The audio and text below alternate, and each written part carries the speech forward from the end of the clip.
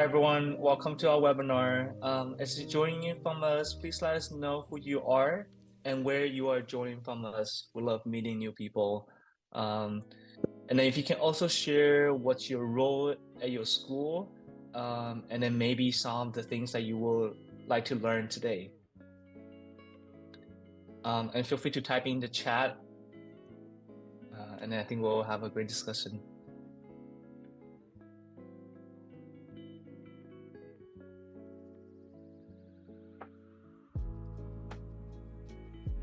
Hi Barry, nice meeting you.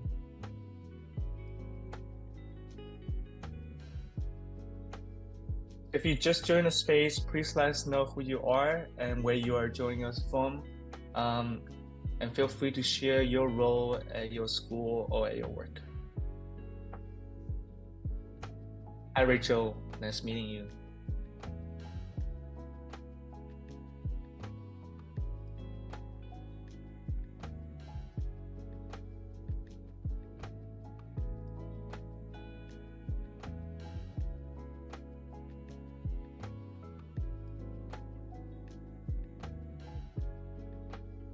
Hi Summer.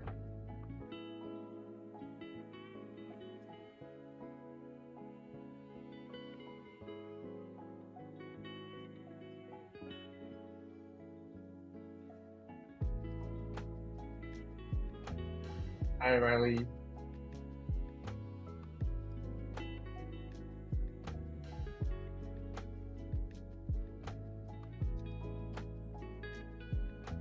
Hi Maria, welcome.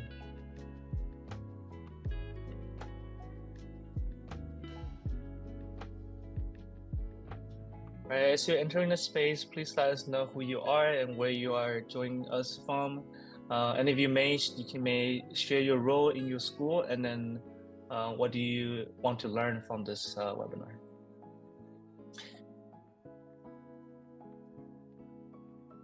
Oh, nice. So, okay, we'll have people join us from your location. Maybe you guys know each other's district. Oh, there's more people from New Jersey. That's great.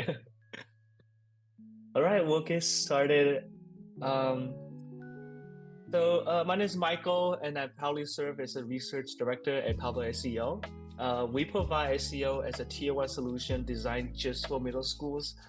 We do plan to develop curriculum for high school, but that's later. So if you are a middle school counselor, you're in the right place. What differentiates us is that our bite-sized approach and then a joint solution that can implement it in just a short week.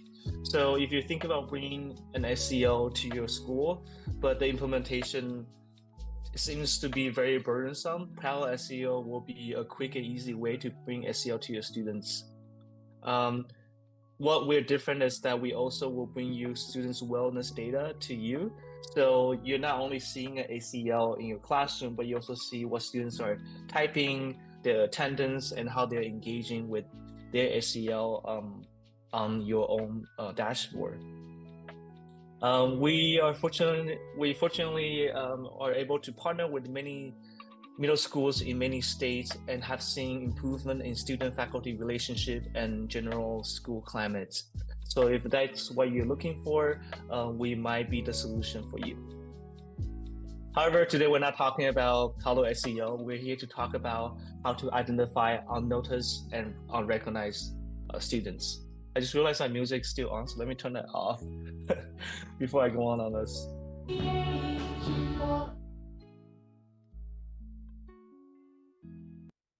All right, so now you can hear me better. So today we're here to talk about how to identify unnoticed and unrecognized students, and how can we maintain safe and supportive environment and communication in your school as a counselor.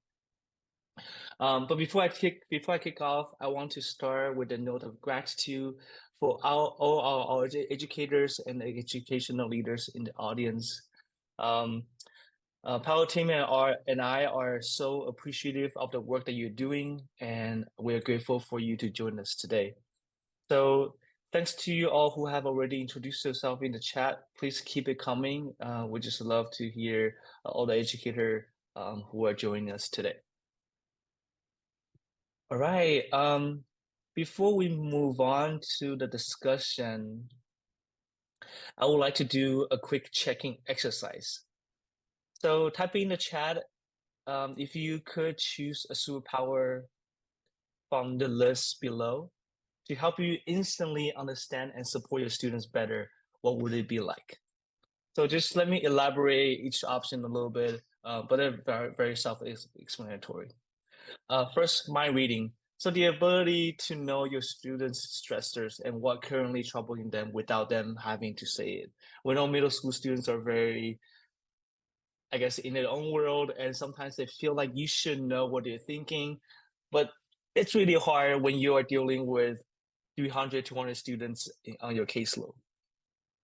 And so if you could get a superpower and immediately know what is stressing them without them saying to you, is that the superpower you want? The second one on the list, historical insight. It enables you to understand students' family background and their upbringing, so you can better contextualize their behavior and needs. Um, Heart connect. It's the ability to connect with their motivation and fear, right? So when you see them immediately, you can tell that, oh, this is what they want to accomplish this semester, but there's also have this fear of uh unable to tell everyone what they really want to do in the future. And if you can find that out, then maybe you can get to the core of question discussion, a counseling session faster. Invisibility, maybe this sounds a little creepy, but just wait for a little bit. But the ability to see all students' life, and then so they give you insights of how they interact with in different environments. And the last two, I really like the last second one, empathy, empathification. Sometimes students walk into our office and we have no idea how they're feeling. Maybe they feel anxious about the exam tomorrow. Maybe you're in a good mood to talk about their career in the future. We don't really know. So if you have the ability to instantly engage with them and understand where they're at, and then so you can support them at a deeper level, would that be a superpower, the best superpower for you? And lastly, idea generation. This being able to you to have endless of creative solutions to engage with the students in front of you uniquely and effectively because of their own uniqueness. So um, there are six superpowers I propose. If you can choose one superhero power from the list below and help you to understand instantly and support your student better, what would it be and why? All right, so we have Diana sharing that she would love to have mind reading so she can know everything that she needs to know. Cynthia also picked mind reading. Okay, Summer has invisibility. She feels like they don't share everything they are in every setting, and then invisibility will help her to greatly understand students' context. There's a different Cynthia. She mentioned that she wants to have heart connection. Yeah, that's also very important. Okay, so we have a lot of so it's kind of it's fairly even across the board. We have a lot of people saying they would like to know what's happening in students' mind, knowing what's their motivation and fears, knowing how they behave in different environment, and the ability to think outside the box and how to best support students' need. Especially when you're so busy, right? And you look at a student in front of you, there's a cookie cutter solution that worked before. It's very easy for us to think that, oh, if that worked for that student, it must work for this one. But typically, there's some compromise in this. And so I really think that I've been able to generate tons of ideas. And some counselors are just creative like this. But unfortunately, I'm not that kind of counselor. So I would love to hear how you guys do that. All right, so thank you for everyone's participation. That was really fun. And then I thought I will have one, we'll have majority of people leaning to one option, but it seems like we all have different feeling towards your counseling with students, and seems like we all have different challenges, and I hope that we will be able to cover all of them, and then you guys can take some of the insight and apply in your school setting. All right. Again, thank you for everyone's participation. And later on, when we have our esteemed panelists to discuss about each topic, you're also welcome to jump in at the end of the each discussion topic and share how do you plan to apply the insight that you learn from us into your school. And then also, if you have some strategy that you would like to share, we also welcome you to share with us. Right.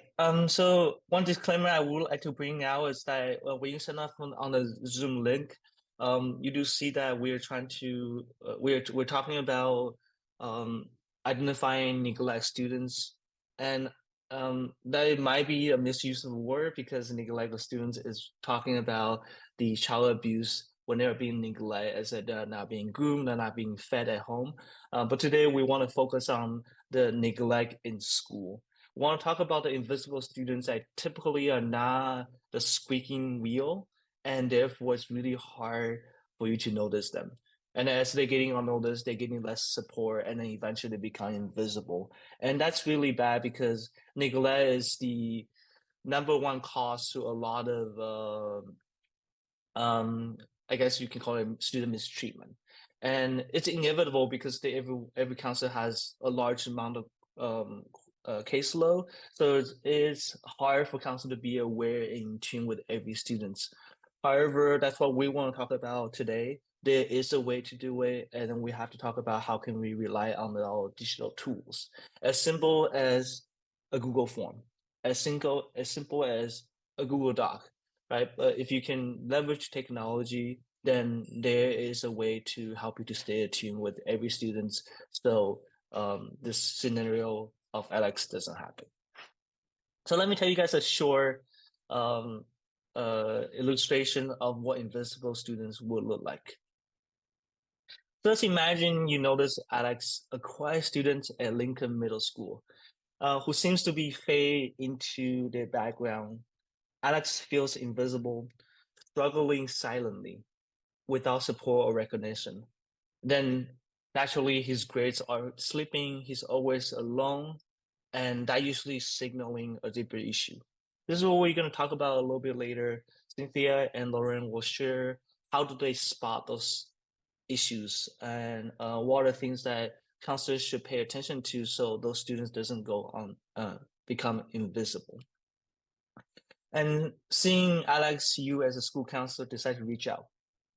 You started by simply ask Alex showing interest in his life and offering a listening ear. This makes the beginning of the change, right? You share insight with Alex's teacher and connect Alex to a club that matches interests. Slowly but steadily, Alex integrated into the school community. And thanks to exactly that kind of effort and a collaborative approach with teachers, student like Alex starts to open up and the attendance and grades improve, and that's what we all want to see. But more importantly, Alex begins to participate and connect with others, and that is the most important. If students feel like they're bonding with the school, they will become more motivated and will like to do better. And most importantly, their attendance will go up because they love coming to school. I've seen countless of students who hate going to school, not because the school is a bad environment, but they just don't feel connected. They don't feel like they can make friends there. They don't feel like there's an adult that they can talk to, and therefore they're naturally disconnected from school. And then once they stop coming to school, everything starts going downhill. Right. So if we can spot Alex in the hallway and be able to help him to connect to the teachers, their peers, some school resources, but most importantly, develop a trusted relationship between you and them. Then Alex will have a higher chance to communicate with you and ask you for your support instead of just silently going to struggle. All right, that's all sound really wonderful, but it's very difficult to identify Alex in your school. And even more difficult is decide what works for them and what they are here and what works for them and then what they need in their school life. And that's exactly what we're here to talk about. So let's take a look of our discussion topic. Very simple, three things we would like to talk about today. First is behavior, social, and academic science of an unnoticed student. The importance of fostering open communication and safe space for them.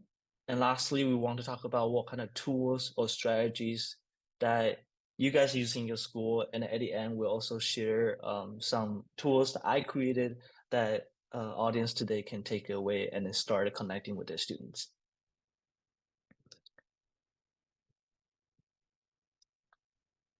All right, so enough of me talking. Let's get our panelists to the front and share that with us.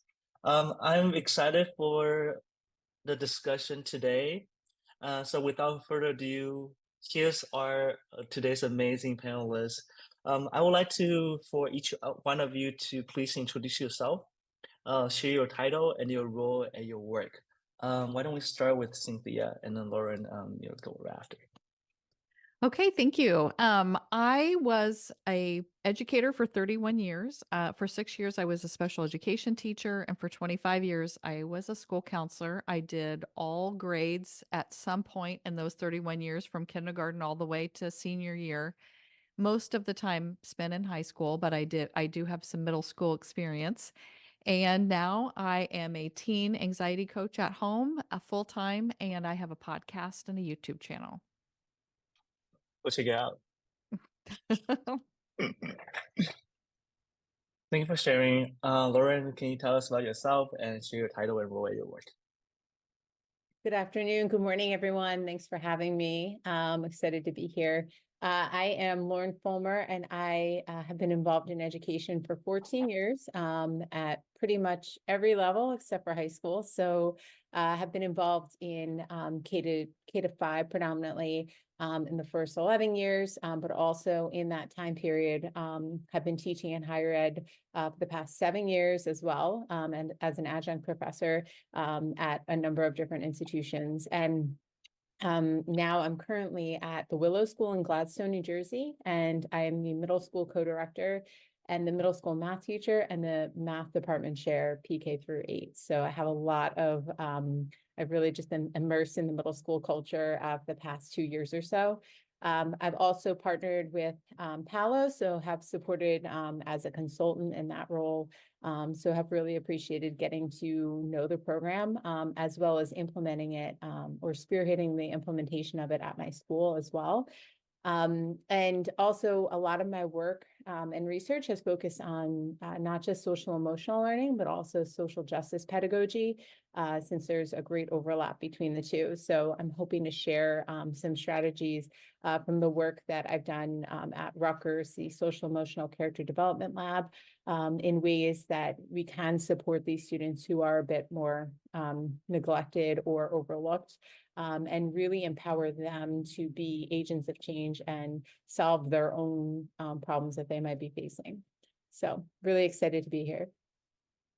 Thank you for all the experience, and we'll definitely dig into a lot of them, and I'm sure your experience will be able to offer valuable insight.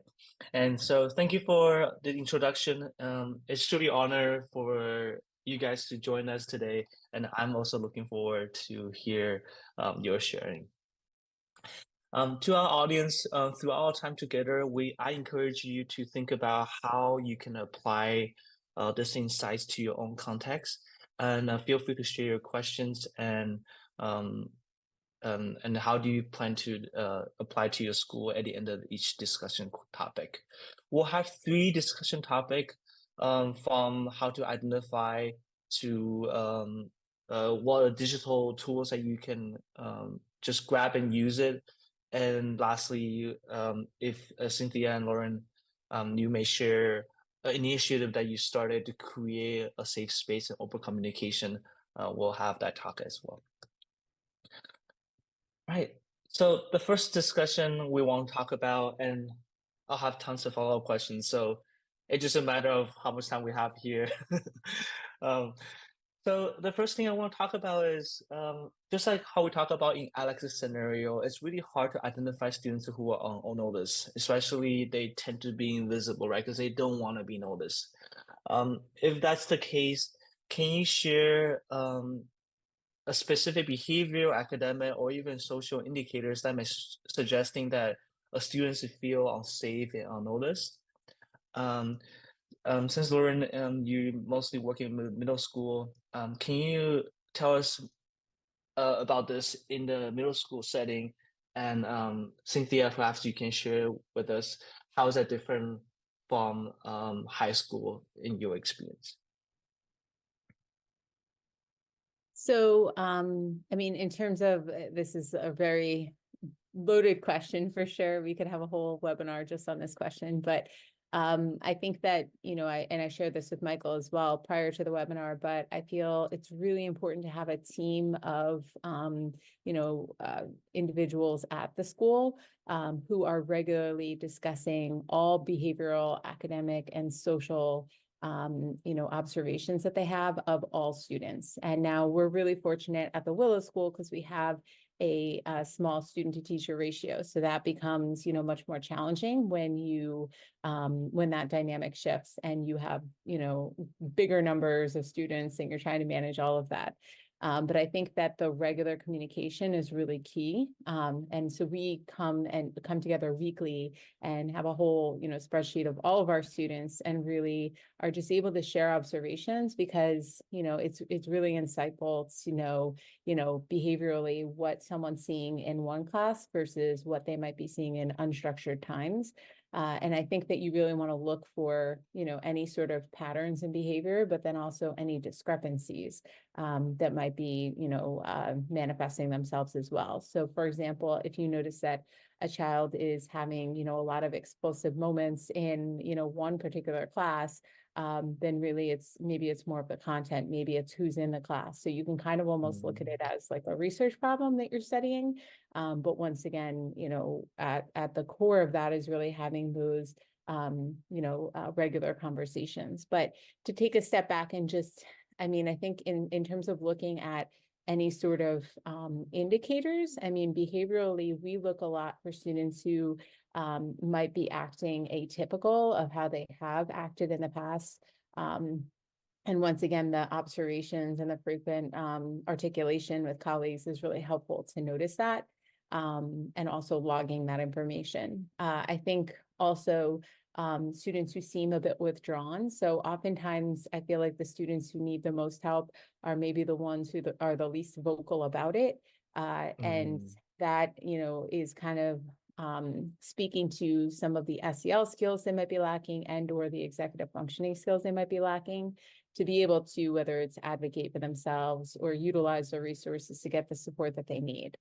So I think really just taking ownership, especially at the middle school level, of the fact that, it's really on us to be able to identify those students and make sure that they get the help that they need. And I mean, that can take on a myriad of different shapes of what that might look like, partnering with colleagues within the school, partnering with the student, partnering with the family. But I think that, it's really our responsibility to identify these students for sure.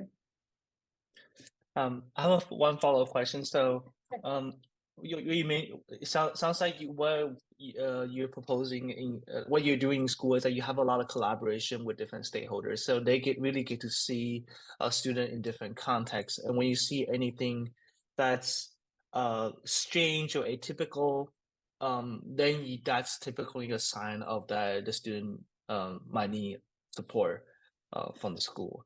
And so I guess my question is, when you are in the collaboration on them, what you as a counselor, what do you pay attention to? Is it usually when teachers saying that, oh, they did a great job, or is something more elaborated? Mm-hmm. So, I mean, that's definitely stakeholders, like you had mentioned, that's a really important component because people bring different expertise, different vantage points and everything.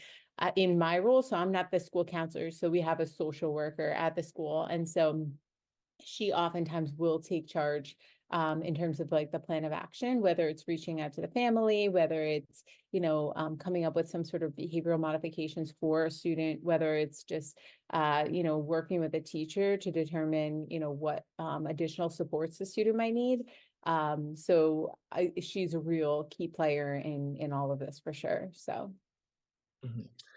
One last question. So when you said I make every time when you see students have this kind of atypical or change in their behavior or academic performance, you document them. So how do you guys have a documentation process? And in the document, what do you guys typically note down as a sign of the student needs support? And then you have to take the, I like how you say it, like in middle school, since they are not very outspoken, um, faculties have to take the ownership to support them. And it might be a little bit from high school, which I'm going to bridge to Cynthia's experience.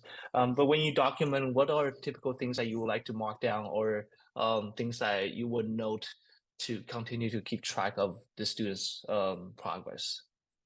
Yeah, so we definitely use multiple forms of data from multiple perspectives. So like it's all of us on the team and what we're seeing, and we document that just really in like a spreadsheet for everybody to be able to continue to add on to. And whether there's academic concerns, what the follow-up was, who's in charge of the follow-up, and what the result was. And then of course there could be other, forms of kind of correspondence from there. But then we also have, lots of opportunities for the students to engage in self-reflection, whether that's with the Palo work that they're doing, whether it's they have reflections in, their advisory journals that we keep. We also have opportunities for like student surveys that we give out often related to school climate and culture. And so, and then parents also have that opportunity. So we're really getting it from our observations, other people's observations, what the students are documenting, right? Like, so that then we can really look for any red flags. And so, I mean, red flags would be if we saw, with Palo, if we saw that a student was showing that they were really uncomfortable with the rating scale, or there was a big swing in their emotions, right? Like that's something that definitely keys us in. But then also if we just gave out a student survey about their comfort level in, for example, approaching different teachers. And so if they're saying that they disagree and don't feel that the class, that the teacher rather is, that they feel comfortable approaching them, or that it's a respectful environment that's being created, those would be kind of red flags as well. That we would definitely document. So it could be self-reported. It could also be in terms of our observations. So if a student we notice is not completing any of their homework and used to consistently complete homework, or is not really being as, kind of abiding by any of the norms that we have in place, just things of that nature. So. I see. So if I can summarize this quickly, and correct me if I'm wrong, is that it's important to collaborate with people who work with the students and get their input, because oftentimes we can only see one side of the student, but we don't know how they behave in the structural environment or unstructured environment. And it's very important. So your approach to this is casting a wide net of collaboration. So if any signal comes through, the social worker will hear it, and then they can take the corresponding action. Exactly. So Cynthia, how about you? How do you make sure that students are noticed? And then what are the signs that you typically look for? Well, at the high school, I worked at a very large high school, so the counselors didn't have like, everyday touch points with any of the kids, and so we really did rely on teachers or other staff in the building to say that, I'm noticing this behavior. A lot of times it is the withdrawn behavior. It's the staying to themselves. I noticed it in big groups. Like if I did hall duty in the morning and we had 2,000 students milling around, they tend to group up and they're with different people. And then you would have these few kids that are over in a corner with their hood over their head, or, and that Also with the obviously, hood. yeah, headphones in, like totally staying away from any other contact. So of course we would pay attention to those kinds of things. Now sometimes a kid is really tired or doesn't feel good that day and just wants to remove themselves in that one instance. And so just one time or, a couple times of that wouldn't necessarily mean there was something wrong, but you tended to see the same student doing that over and over again, or during the very large lunchtime where they didn't even go into the lunchroom, but they were staying out away from other students. And so you would just notice it in those kinds of settings. But most of the time, we would wait for a teacher to say, I'm noticing this behavior and it's, concerning, whether it's about grades or their behavior, or things that were happening in the class. And then if, we had a Google form that our teachers could fill out saying, and we had it broken down to these are the academic concerns, these are the behavior concerns. And there would be like some options that they could just choose from so they didn't have to think about all of the things. But then there was also open sections where they could type their own specific responses about these different things. And then once we had one teacher that had the concern, we would send it to all of their teachers because we would see patterns of, well, this student never had trouble in these classes, but always had trouble in these classes, or this particular teacher, or we could maybe even narrow it down to who's in that class, like what other students might be involved in that. And we also tried to ask bus drivers if they had a bus driver, or Mm, the kitchen staff, what are they seeing on a daily basis, or maybe the nurse, just different people that might be involved with that student also, just to see what other things are happening. And then, of course, Google Forms go to a spreadsheet that you can kind of look at um, patterns and where does this tend to be happening, and then also, of course, interviewing the student themselves, asking the parent if they're noticing anything. So just anybody that is involved with that student so that we could see the whole picture. mm. And maybe we're getting ahead of ourselves, but Cynthia, what do you well, why do you what do you do with those students if like you mentioned something that I thought was interesting is that you already have the observation that they are kind of withdrawn from the big group, but you are still waiting for teacher to report to step in. Is there any particular reason why that just the observation of their withdrawal isn't sufficient for for anyone to step in and help them out? Well, I think if I just noticed a student one or two times doing that, like I said, it could be something else. Like I'm tired today, or I don't feel good, and or, I'm decompressing from something that happened on the bus or something that happened at home. It doesn't necessarily mean I, am continuing to have that same behavior or problem. A lot of times I would check with them, like, hey, how's it going? Do you need anything? Just trying to see if there was something they would be like, "Oh, yes, I totally wanna talk to you about this," or "I'm good for today." But those students would just kind of stay on the radar of, or I might, um sometimes in the large high school, we didn't know what their name was, but if, we did get a name, we might, look at their schedule and just say, "Hey, this student seems to be having trouble today, just check on them, make sure, that way several at least 7 times during the day, somebody's like, "Hey, is everything okay?" Or maybe they would report back at the end of the day, they were totally happy, laughing by 4th hour or something. So you would know, "Oh, okay, they've got their whatever was going on in the morning was fine by lunchtime." So, um, I like that. yeah, that's kinda how we Yeah. work together. Yeah, because I do think sometimes students, if a student can work out themselves, if they have the social skills to self-regulate or figure things out, then perhaps that's a better way of not for us to step in, because that's the way ultimately want to educate them and train them to. So I really like that you are be able to kind of hold back a little bit and see what happens. I really like that. Well, and that might be the difference of a high school approach versus a middle school approach, just because we do want them to, have some regulation skills on their own. And we don't want to leave them totally alone if they need help, but we kind of want them to see what they're going to do first and then step in when we need to. Awesome. Um, Thank you for your sharing. Do you have anyone in the audience who would like to share your takeaway, or even you have experience with this and you would like to share with the crowd? Okay, we'll wait for 10 seconds. Usually someone might come on.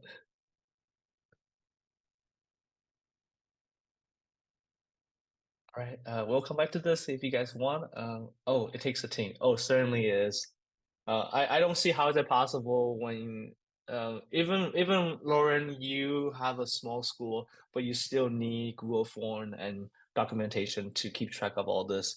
So certainly, it takes a team for people to notice all this. There's no way you can um, duplicate yourself and go to 5 different corners of the school to find those students. Um, someone has so Summer said, just in the middle school, we meet with our student teacher every Tuesday to talk about students just work in the small school. Yes, I think Lauren, that's how you guys operate to identify the students. Yeah, so I think in this case, the teacher buy-in is extremely important, and collaboration is inevitable. No counselor can really do all this by themselves. So let's talk about the next uh topic. Once you identify those students, can you provide an example of effective strategies? And specifically, I want to know if you guys what do you guys do to facilitate open communication? And I think Google Form is great. I do remember when I was in school, it's always intimidating to walk into just any office other than my classroom because student was stigmatized. They would think that, oh, Michael must have done something wrong. Or I feel like I have to open up and become vulnerable, and then that's the scariest space for me to go. So, is there any strategy or tools that you guys use to facilitate open communication between you and your students? And then one thing we also want to talk about is how do you um, kind of deal with this adolescent um, independence process that they want to have some respect, but at the same time, you really want to know more about them so you can help them out later on. So we'll have Lauren to share with us first. Yeah, so I think, Cynthia had mentioned Google Forms, which then populates into Sheets, which we use that as well. We have like an academic one, we have more of a behavioral one as well. So I think that that's an excellent digital tool. However, I find, in terms of between you and your students, especially now that students are so used to communicating digitally, I feel like sometimes it's really important to give them the strategies to be able to communicate face to face as well. And I think that also, we talk a lot about this, just like that removes a lot of the element of questioning, like, oh, did they mean this or did they mean this, right? And so I think that especially now in such a digital era, it's really important to give students the tools to be able to maybe advocate for themselves by, sending an email, and we go through what that would look like, what that would sound like, or even just dropping a message on, Google Classroom, which is the, LMS that we use. But then once they've done that, actually being able to have that conversation with us, so that we can, ultimately help them and get them the support that they need. Or be able to, I think what's really key too, is just being able for them to identify, what the problem is, because that can be so difficult for some students. And are they seeing it the same way that we're seeing it? And then what are the components, of the issue that they're facing? And then, let's invite them into, well, how can we solve this? So I like, the initial, part of it where we're, communicating with students to take place maybe digitally, because that can involve a lot of courage, and, access is much easier when you have, digital means as well. But then really giving them the tools to be able to engage in that face-to-face communication, to broach whatever issue it is that they're dealing with, which will clearly translate into, or we hope, their other relationships as well, by giving them those tools. And I think that, when you take it face to face, it also does allow for, more genuine dialogue to take place. Not to say that you can't have genuine dialogue, digitally. And, I think it's easier sometimes to protect the privacy as well. So it kind of checks all boxes. So Yeah. the goal is to notice them and get into the counselor's office. So I guess my next question, I guess Cynthia probably more fit to answer this is how do you create that trusted relationship so students can walk into your office without feel nervous or unable to open up? I always introduced myself to my students before they ever came to our building because they were coming from our middle school. And I would know who they were because it was based on alphabet. And so I would just send everybody an email while they were in eighth grade before they came to ninth grade, like towards the end of the year, and just introduce myself and tell them, what I do and just make it fun and sort of personal about myself, not so much like so school oriented, but just more fun and like just, hey, this is who I am and I really want to get to know you. And I did have a Google form where I just asked them like, what's your favorite subject? And do you have pets? And, just stuff that were really low stakes things to answer. It wasn't anything where they would have to be worried or wondering about anything. And then I did have one question where I said, is there anything you'd like me to know about you before you come up? Something that I can pay attention to, or just something that, and a lot of kids would just say, I'm really scared about coming to the high school, or I don't know what to expect, or, like those kinds of things. So then I would kind of know how to, um, what things I could maybe address with them specifically. But then when they came to the high school, I also, when I even in the large high school, I did do this because my kids were broken out into advisories based on alphabet. And so I would go to the advisories of the students that were in my alphabet, and it would take a while to get to all these advisories, but I would just do a get to know you activity with them, and I would again have like these little cards that just had questions like what's your favorite book, or what was the best thing that happened to you this summer, or you know what makes a good friend, or I don't know, just like regular kind of questions. And then we would just go around, and kids all could pass if they didn't want to say anything out loud, but they were also hearing other kids, discussing this. And I would also take a question and answer it myself. So they would get to know me, and I would talk to them about whenever you go to my office, you're never in trouble. I'm somebody to help you. I'm a surrogate parent. I would just like kind of explain the things that I do so that if they were to come to my office or choose to come, they would know this isn't a place where I get in trouble. And also, I would probably talk about like, how do you set up an appointment with the counselor? How do you get a hold of me? How this is our process at our school or whatever, just so they'd kind of know. And then some kids would do it, and some kids you wouldn't see. I think that's a great strategy. I can hear two parts of this. One is that how first you have to develop a meaningful relationship. They have to uh, s- see you as a helpful, trusted adult in school. And the second thing is give them the access to you, whether it's Google form, whether it's teaching them how to write email. Lauren kind of had that as well. I guess this a little bit more difficult in middle school compared to high school, I assume, because middle school students don't have those skills. Um, so Lauren, I'm curious in your school. I know it's a small school, so probably a lot easier for you to develop individual relationship with students. But is it something that you suggest your school to do to make sure that students feel like there is a opening, there's an open dialogue? This is not always about disciplinary, or it's not always about them having challenges that they feel shy to reveal. How do you help students to feel like there is an open communication, a safe space for them? I mean, I think it's in terms of, because I'm, in the classroom as well. So like, from a classroom perspective, like I think it's from day one really establishing that, setting the tone that it is a positive, classroom climate. And I think another part of it too is I operate in a very, democratic way, in the sense of like, this is your class as much as it is my class. And so I'm not going to give you rules to follow. I'm going to invite you to co-create some norms for all of us to abide by.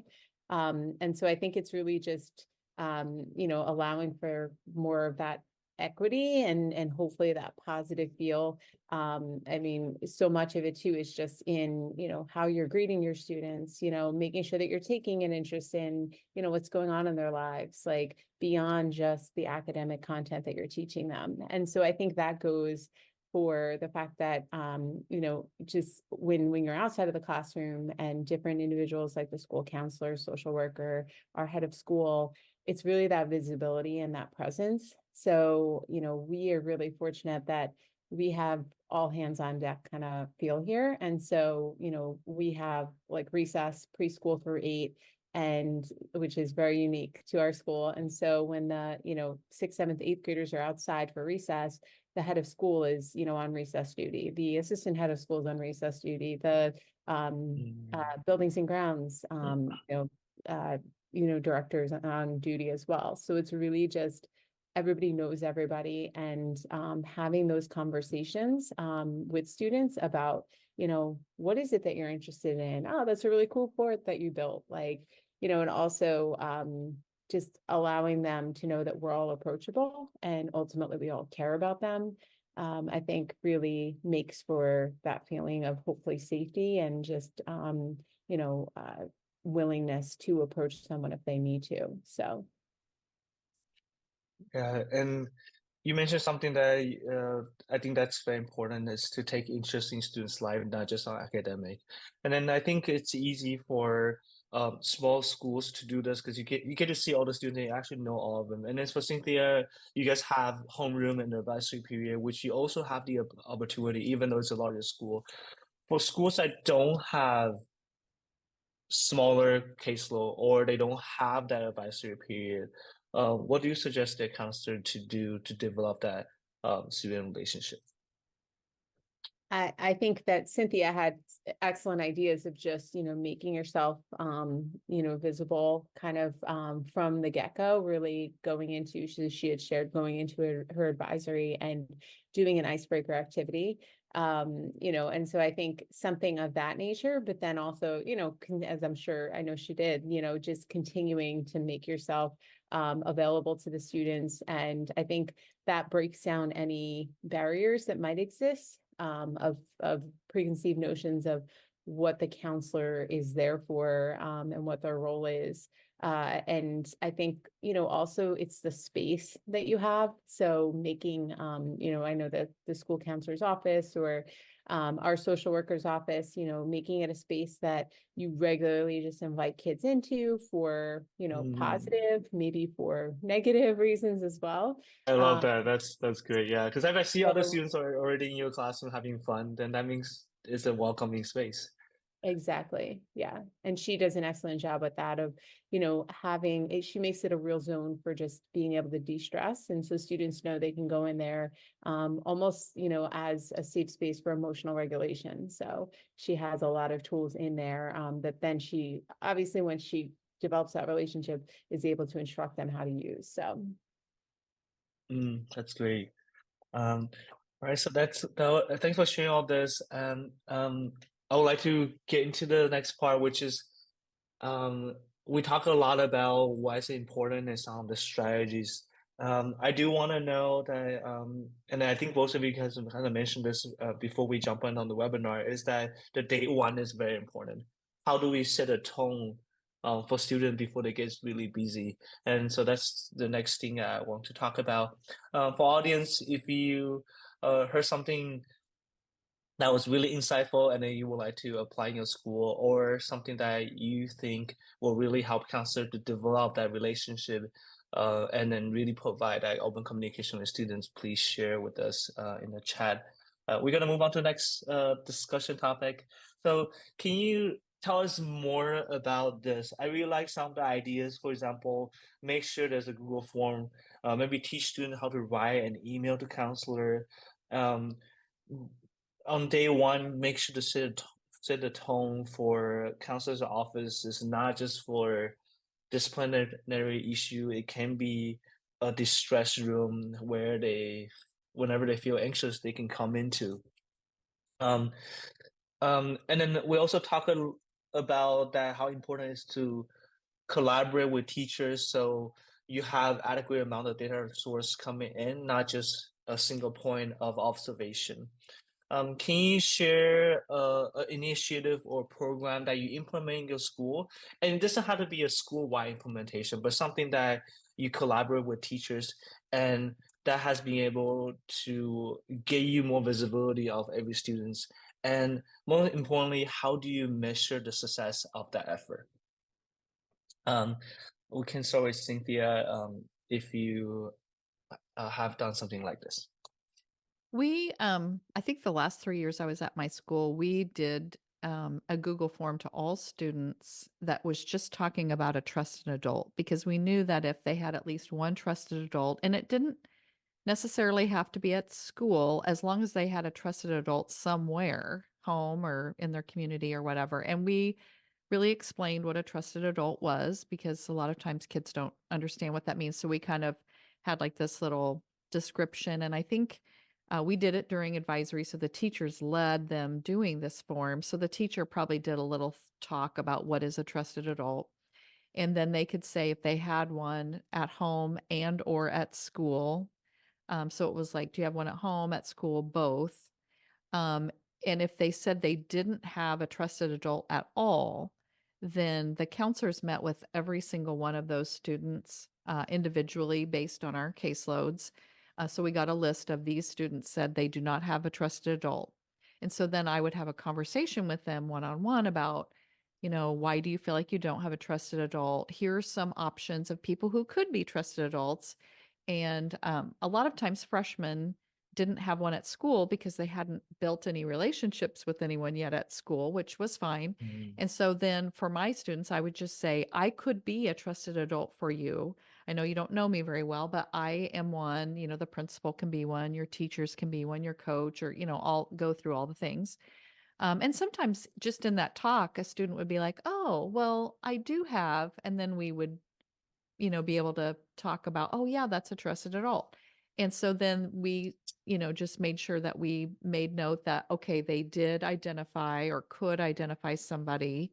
So at least they kind of started to have that conversation about and we would talk about why that was important. And then, we had that list so we could maybe check with them later or talk to other teachers about, hey, this child said that they or they're trying to identify, or maybe we would even say to them, this child said you could be a trusted adult. So we wanted you to know that they feel connection with you so that they could Mm. help foster that connection. So that's kind of how we did that. And it is a daunting process for a school of 2,000 students. Um, and Wow. so, luckily, most students do know they have somebody. And so, the list that we had, I might have had to talk to like 15 kids. Um, so, and, obviously that's not a fail proof system, but it was one way that we could sort of identify, especially those that probably would have fell through the cracks if we didn't know that they felt that way. Thank you for your sharing. Yeah, I think that is very important because um, I like how you started with asking them, do you have a trusted adult, and then define it for them. And if they don't have one, then you can bridge that to say, I could be that person. I absolutely love that because I think a lot of times students don't notice that how important that is, especially they're in this rebellious stage that they want to be themselves, they don't want to rely on anyone else. But knowing what that means and knowing that someone is in school that will be able to that they have access to, I think that's very, very important. Lauren, how about you? Like, have you started any initiative to make sure that there's open communication and also fostering a sense of belonging to your counseling department? So I use actually a lot of strategies, beyond, we have Palo, it's, awesome. That really allows students to feel seen and supported. But I use a lot of strategies from the research I do through Rutgers, which is based on a social action pedagogy set of strategies called Students Taking Action Together. And so I will implement them often with my students. And so it really does allow for that genuine dialogue that you had mentioned before. And it's can be related to, in my particular case, math topics, right? But it does allow every student, because sometimes if you just fall into a rhythm of, okay, you're lecturing or you are just kind of doing your mini lesson and then kind of allowing students to work independently, you know, in terms of the academic arena, people can really kind of, some students fall by the wayside, and your focus can be on those who are maybe a little bit more boisterous, or those who you know, need your attention in one way or another. So the students taking action together strategies, just one, for example, would be co-creating norms with your students, and that's something I know that many people will do. We have many different ways that you can co-create norms, so, and then, you know, not just setting them in the beginning of the year, but revisiting them, you know, especially if there's an issue in the class that happens, you know, hey, you know, I noticed that a lot of you guys, everybody seems to be calling out, you know, not in a blaming sort of a way. Let's look at this set of norms. How can we fix this together, right? Like, I'm not going to be standing up here just yelling at you, you're doing something wrong, whatever it might be, but instead, let's look at it more from empowering the students to take action. But I mean, so I use those strategies. Another thing too that I think many teachers do, you know, kind of along the same lines of what Cynthia was sharing, is, you know, just giving brief opportunities for students to check in. So in the beginning of the year, I do like a math mindset reflection with students, and it's really, really interesting to see their perception about math, and then also their perception about how they are as a math student. And, you know, that kind of goes hand in hand with a lot of the growth versus fixed mindset and that kind of work that we do together as well. But periodically checking in with students, you know, not just about the academic content, but also about the SEL content as well. So, you know, what Cynthia had mentioned with the trusted adults, just kind of checking in and seeing, like, how is everything going, you know, for you at school? How do you feel it's going, right? Is that kind of lining up with how their teachers see it's going? So just, you know, having those frequent check-ins, I think, is really important. Thank you. Yeah, I think what I've heard so far, a lot of it has the idea that we don't really, this isn't a two-party thing, right? It's not you versus me. It's us solving their problems together. And then if we can empower students to feel like they have some authority in saying, and even have them to tell you what solution will work for them, that really save you guys a lot of work, right? No, you don't have to read their mind, but you just have to be their partner in the challenge that they have. And I really like that. If I can think of about a student who feel invisible, but now when they're challenging, they know that there's a person who can work with me through this challenge. I think that it's gonna bring a significant benefit to the students in school. Um, we are short on time, so I'm going to quickly go over some resources I'm going to offer to our audience. Earlier, we talked about how important day one is. I also think it's important at the last day. And so if you would like to access to the Google form that we created for this webinar, please share your email in the chat, and then we'll share this Google form with you. What this Google form does is this is a before break survey, and it's on the question that Cynthia and Lauren mentioned, that what can we learn about the students? So for example, what are you feeling about the upcoming break? Are there any specific worry or concerns you have about next semester, and all the good um, questions for you to get to know your student a bit more, and more importantly, you get the information what they are working on and then what they're trying to accomplish. And in this way, when you meet with them, they know that you're on their side. This is not a you against me situation. And just as important as before break, we talk about this day one, the tone of counselors are their trusted adults to reach out to.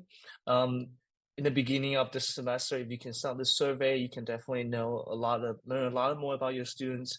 Things like what they are most excited about the semester, and then what the goal they want to focus on. If so, how so, and then what the challenge that they're facing. This will give you, again, a Google form turned into a spreadsheet where you can use for later discussion with the students. And then you can also use this questionnaire to kind of sense that if students feel withdrawn, right? If they have nothing excited about the semester, maybe they're on notice, maybe they are not getting enough support. If they don't have goals or focus area for the semester, then they probably don't feel bounded to the school. They probably are not excited about the semester, and this is something that will give you some idea whether they're going to be invisible. So we're here to help. So Power SEL makes sure no students are unseen, and the way we do it is that while students are learning on our SEL platforms, we collect student information, things like how they're feeling every day, and then what's their strength, how their relationship is with the students in the reflection questions, and we share that with you guys. So we can think about Power SEL as a tier one solution that provide you analytic, that you can use that analytic to measure your school climate and also gain student insight for any conversation that it's coming up with that student. Um, it can also give you a good sense of what your student body is thinking, so you can bring that data into the conversation when you are advocating certain tier one program.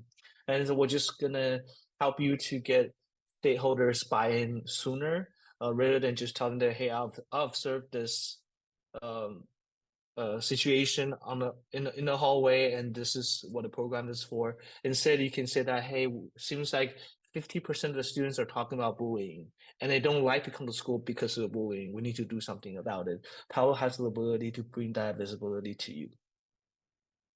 So we're here to help. As I said in the beginning, we are a tier one SEL solution that is a joint solution that brings everyone together. The students will receive the SEL learning experience while we collect data for principal, counselor, and admin, and teachers. You can get a buy-in because the implementation only takes about a week. We just need to get your students roster. We'll set up the login, and then we have 1 day onboarding for your teachers to um, get familiar with the login process. And when students are logging in, the learning starts, and this teacher can step back and then take less burden out of the teaching and focus more on facilitating. If you're curious about what you can see in the student data, this is a quick glance of our counselor dashboard. If you'd like to see more of it, feel free to come schedule with us. We'd love to show you what's the newest version that we recently launched. Um, in a simple explanation, this is the ability to see how students are feeling. So in this case, if you click on Kale, you'll be able to see that how Kale feels every day, because our SEL curriculum that they will learn from, the first thing we ask them is, how are you feeling today? And we can keep track of this data. You can also see what students are saying. So in any time when there's a withdrawal, things like, I don't care about this class, why are you asking all these questions? Then you immediately know that they're disengaged in the SEL, but that doesn't mean that they're disengaged with everything else. But I give you a data point to ask around and see what other people think about that student. All right, I'm going to wrap this up. Thank you, Cynthia and Lauren. Thank you for your sharing. That was really insightful. I personally learned a lot from it, and it was great to hear this idea that what's really important is to set the right tone in day one and really help students to build their equity in the space, right? I really like Laura mentioned like how to co-create a norm and really empowering students to come to this problem-solving process rather than um, being an authoritative figure that they only see when they have troubles. Um, thank you for everyone joining as well. We are going to wrap it up. I'll be here for another 5 minutes if you would like to have any questions about Palo SEO. Other than that, you can always schedule a one-on-one and meet with us, and then we can talk in detail how we can bring Palo to your school. Once again, thank you everyone attending, and thank you, Cynthia and Lauren's participation. We'll talk to you guys soon. Bye, guys.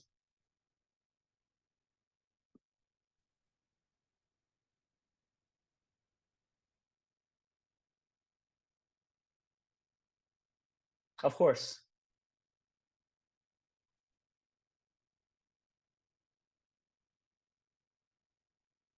I'm glad you guys enjoyed the conversation. It was great.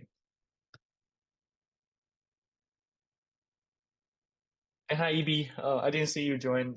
Thanks for joining and listening.